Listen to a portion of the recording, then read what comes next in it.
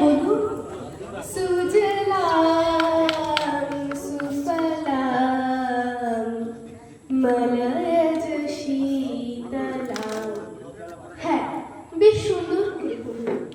যে মেয়েটা চাকরির নাম করে বনগা কিংবা চাকদা থেকে রোজ সকালে ট্রেনে সেজে গুজে শহরে আসছে শরীর বেঁচে চাল ডাল নুন কিনতে, তাকে ডাকুন।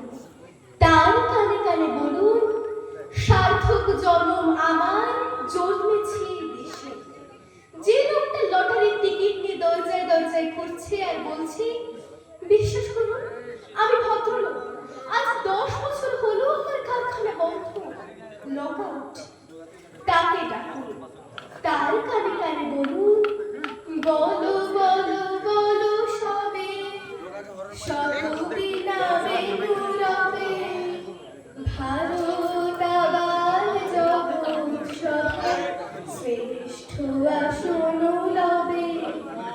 রাতের আকাশ কাঁপিয়ে অঝোর ধারায় বৃষ্টি নামে, যে মা আজ লণ্ঠন হাতে টালির ঘরের দরজায় ঠায় দাঁড়িয়ে থাকে, তার খোকন ফিরে আসবে বলে।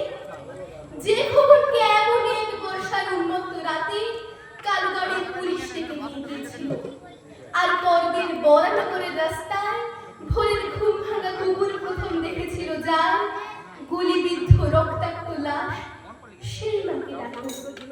তার কানে কানে বলুন हम बुलबुले हैं इसकी ये गुलसिता हमारा सारे जहां से अच्छा हिंदुस्तान हमारा।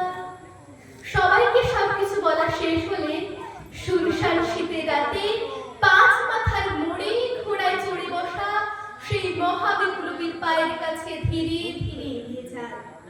ফাঁকা রাস্তায় রাতের বাতাসে কান পাতুন, শুনতে পাবেন সেই বিপ্লবী পুরুষের বজ্রকণ্ঠ। আমি তোমাদের কাছে রক্ত চেয়েছিলাম তোমাদের স্বাধীনতা এনে দেব বলে, আমি পারিনি, কিন্তু আমি আমার সমস্ত জীবন উৎসর্গ করেছি। আর তোমরা